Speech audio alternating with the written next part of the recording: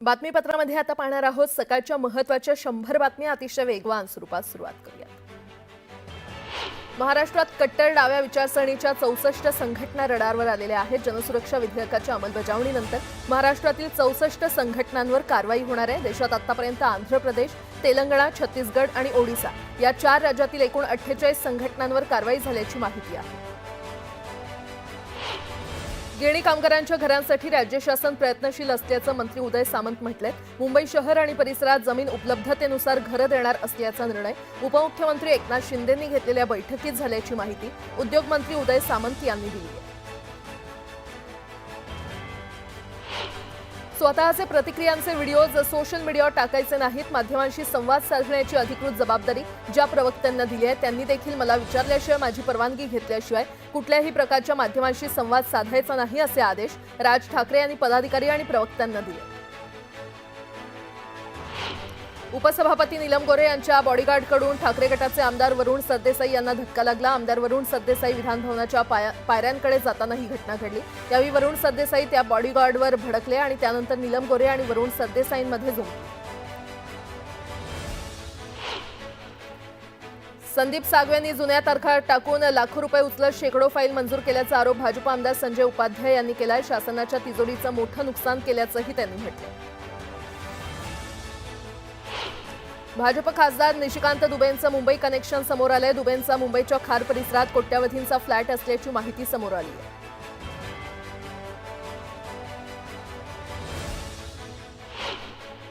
बाळासाहेब ठाकरे आणि आनंद दिघेंचा सहवास लाभल्याचं वक्तव्य राजन विचारे यांनी केलंय। तर अन्याय झाल्यावर कसं पेटून उठायचं हे शिकल्याचंही ते म्हटलंय। चंद्रपूर जिल्हा मध्यवर्ती सहकारी बँकेची तब्बल 13 वर्षांनंतर निवडणूक होते। बँकेमध्ये एकूण 21 संचालक जागा आहेत। यापैकी 9 जागा बिनविरोध निवडून आलेल्या आहेत।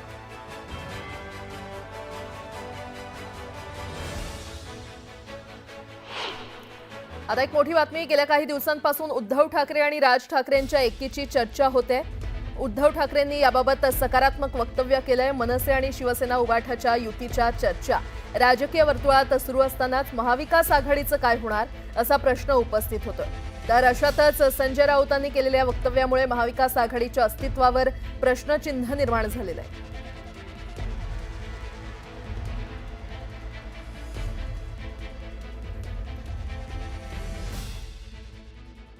इंडिया आघाड़ी का अब वजूद क्या है? हमने कहा इंडिया आघाड़ी लोकसभा के लिए बनी थी, महाविकास आघाड़ी विधानसभा के लिए बनी थी।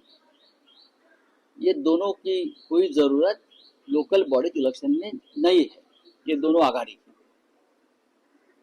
अब लोकल बॉडीज में लोकल इशू होते हैं, शहर के इशू होते हैं, बहुत स्थानिक मुद्दे होते हैं। इसके लिए हमको स्थानिक लोगों पर छोड़ना चाहिए। हमारे पे दबाव है, लोगों की इच्छा है, लोगों की मांग है। अगर मुंबई को बचाना है, मुंबई पे मराठी मानुस का अधिकार हमको रखना है, तो राज ठाकरे और उद्धव ठाकरे जी को एक साथ आकर चुनाव लड़ना होगा। ये लोगों की मानसिकता और दबाव जरूर है। चंद्रपूर जिल्ह्यातील वर्धा नदीच्या पाणी पातळीत मोठी वाढ झाली आहे। वर्धा आणि यवतमाळ जिल्ह्यामध्ये झालेल्या मुसळधार पावसामुळे धानोरा, भोयगाव, गडचांदूर हे मुख्य मार्ग वाहतुकीसाठी बंद करण्यात आले। चंद्रपूर जिल्ह्यामध्ये मुसळधार पावसाने हजेरी लावलेली आहे। गेल्या 3 दिवसात सरासरीच्या 37% पावसाची नोंद झाली आहे। दरम्यान नुकसानग्रस्त शेतकऱ्यांना मदत मिळवून देण्याचं आश्वासन विजय वडेट्टीवार यांनी दिलंय। बच्चू कडूंच्या पदयात्रेला मनसेनं पाठिंबा दिला। यवतमाळच्या लाखखिंडमध्ये मनसे नेते बाळा नांदगावकर कडूंच्या पदयात्रेमध्ये सहभागी झाले। यावेळी नांदगावकरांनी शेतकऱ्यांच्या मुद्द्यावर सरकारवर जोरदार टीका केली। धाराशिवमध्ये शालेय पोषण आहारातील चॉकलेट आणि बिस्किटच्या पॅकेटमध्ये अळ्या आढळून आल्या। न्यूज 18 लोकमतनं ही बातमी दाखवल्यानंतर गंभीर दखल घेण्यात आली आहे। पुरवठा करणाऱ्या संस्थेवर कारवाई करण्याचा इशारा शिक्षण खात्याकडून देण्यात आलाय। पोलादपूर महाबळेश्वर या आंबेनळी घाटामध्ये दरड कोसळली। दरड कोसळल्यानं आंबेनळी घाटातील वाहतूक पूर्णपणे बंद करण्यात आली आहे। दरड काढण्यासाठी 4 ते 5 दिवसांचा कालावधी लागणार असून आंबेनळी घाट 5 दिवसांसाठी बंद राहणार आहे। सांगलीमध्ये तरुणाचं भर दिवसा अपहरण करण्यात आलं। कारमध्ये डांबून अज्ञातांनी अपहरण केलं। सांगलीच्या जत डफाळपूर या रस्त्यावरील ही घटना सीसीटीव्हीमध्ये कैद झाली आहे। सातारा जिल्ह्यातील गुजरवाडीच्या टेबल पॉइंटवर रील्ससाठी तरुणानं स्टंटबाजी केली. स्टंट करताना कार 300 फूट खोल दरीत कोसळली. या अपघाताचा व्हिडिओ समोर आलाय. नंदुरबार जिल्ह्यातल्या अक्कलकुवा तालुक्यातील डाब ग्रामपंचायती अंतर्गत येणाऱ्या महिलांना, गावातील विद्यार्थ्यांना शिक्षणासाठी धोकादायक प्रवास करावा लागतोय. गावातून वाहणाऱ्या वरखेडी नदीवर पूल नसल्यानं गावकऱ्यांनी बांबू आणि दोरीच्या सहाय्यानं तयार केलेल्या झुलत्या पुलावरून विद्यार्थ्यांना प्रवास करावा लागतोय. रत्नागिरीच्या कोळकेवाडीतील निवासी शाळेतील विद्यार्थ्यांनी भात शेती केलेली आहे. ज्ञानाबरोबरच श्रमाचंही शिक्षण घेण्याची प्रेरणा या विद्यार्थ्यांनी दिली आहे. बोरिवली पश्चिम मार्केटमध्ये मनसेकडून उत्तर भारतीय फेरीवाल्यांसोबत संवाद साधण्याचा एक सकारात्मक प्रयत्न करण्यात आला. मुंबईतील वाढत्या स्थलांतराच्या पार्श्वभूमीवर स्थानिक संस्कृती आणि भाषेचं जतन करण्यासाठी मनसेकडून हे पाऊल उचलण्यात आलं. बिहारमधील आगामी विधानसभा निवडणुकीच्या पार्श्वभूमीवर निवडणूक आयोगानं हाती घेतलेली मतदार याद्यांची तातडीनं विशेष पुनरावलोकन मोहीम सुरू ठेवण्यास सर्वोच्च न्यायालयानं परवानगी दिली. मोहीम राबवण्यासाठी जी वेळ निवडण्यात आली त्याबद्दल अनेक प्रश्न निर्माण झालेत. ही मोहीम संविधानिक आदेश असल्यानं तिच्यावर बंदी घालणार नाही असेही सर्वोच्च न्यायालयानं म्हटले. छत्रपती संभाजीनगरमध्ये पालिकेची अतिक्रमण हटाव मोहीम सुरू आहे. मोंढा नाका ते बाबा पेट्रोल दरम्यान केलेल्या कारवाईमध्ये 229 एवढी पक्की आणि कच्ची बांधकामं आणि जाहिरात फलक निष्कासित करण्यात आलेले आहेत. या कारवाईमध्ये 350 अधिकारी आणि कर्मचाऱ्यांचा समावेश होता. स्वारगेट ते कात्रज मार्गिकेच्या निविदा प्रक्रियेला 6 कंपन्यांनी प्रतिसाद दिलेला आहे. तांत्रिक आणि आर्थिक पडताळणीच्या निकषानुसार कंपनीची नियुक्ती करण्यात येणार आहे. या प्रक्रियेला साधारणतः 2 ते 2.5 महिन्यांचा कालावधी लागणार असून पुणेकरांच्या दृष्टीनं मेट्रोचे आणखी एक पाऊल पुढे पडलेलं आहे. सीएसएमटी ते जालना धावणाऱ्या वंदे भारत ट्रेनचा विस्तार नांदेडपर्यंत करण्याचा निर्णय प्रशासनानं घेतला. यासाठी 27 ऑगस्ट हा मुहूर्त निश्चित झाला असल्यानं अधिकाऱ्यांनी सांगितलंय.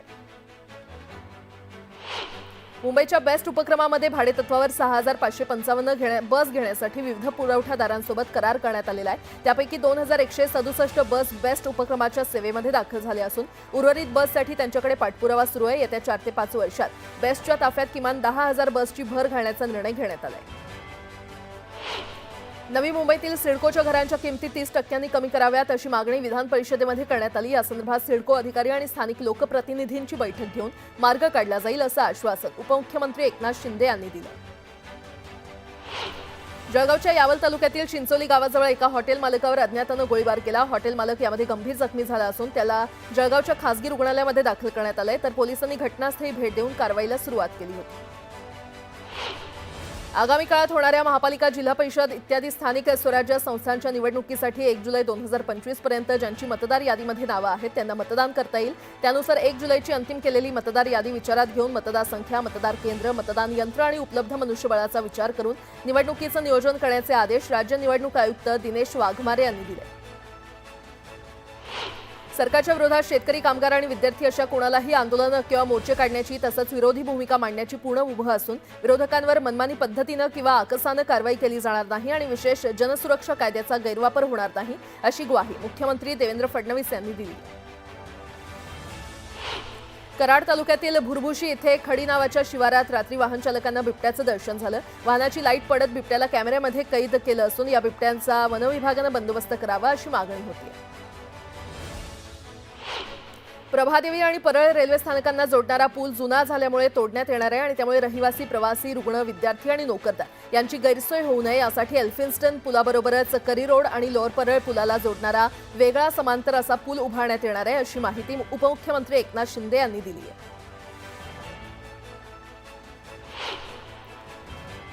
आता एक सविस्तर बातमी पाहूयात. मीरा रोडचा मोर्चा मनसेच्या नेतृत्वात निघाला आणि त्या मोर्चामध्ये मराठ्यांची एकजूट खरं तर पाहायला मिळाली. तसंच अनेक मनसे नेत्यांना स्थानबद्ध देखील करण्यात आलं होतं.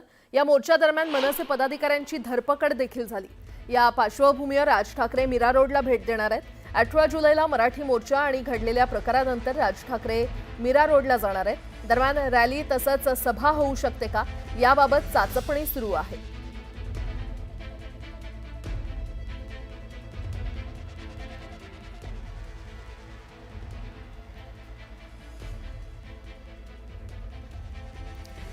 पुन्हा एकदा बातम्या पाहणार आहोत वेगवान स्वरूपात. पिंपरी चिंचवड इथल्या पिंपळे सौदागर इथे वेस्ट टू वंडर वर्ल्ड या थीम पार्कचं बांधकाम सुरू आहे. हा प्रकल्प भंगार आणि टाकून दिलेल्या साहित्यांचं शाश्वत कलाकृती आणि मनोरंजनाच्या जागांमध्ये रूपांतर करण्यावर केंद्रित आहे.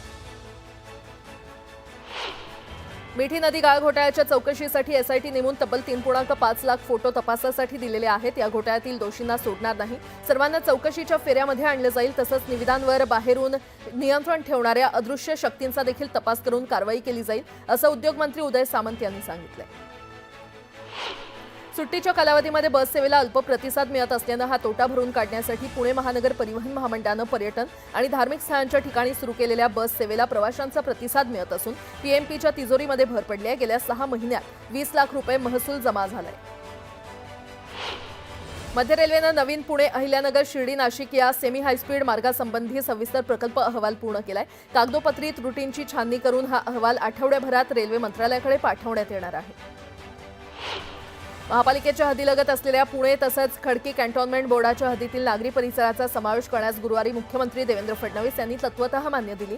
या प्रस्तावाला अंतिम मान्यता मिळाल्यानंतर पुणे महापालिकेची हद्द 1.65 चौरस किलोमीटर क्षेत्रफळानं वाढणार आहे.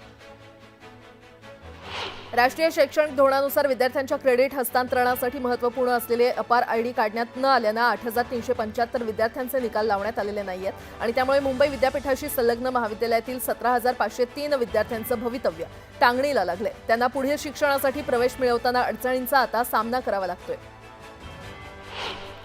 राज्यात 11वीसाठीच्या ऑनलाईन प्रवेश प्रक्रियेमध्ये दुसऱ्या फेरीच्या नोंदणीला सुरुवात झाली आहे. त्यासाठी 10 जुलैपर्यंत संध्याकाळी 8,117 विद्यार्थ्यांची नोंदणी पूर्ण झाली आहे.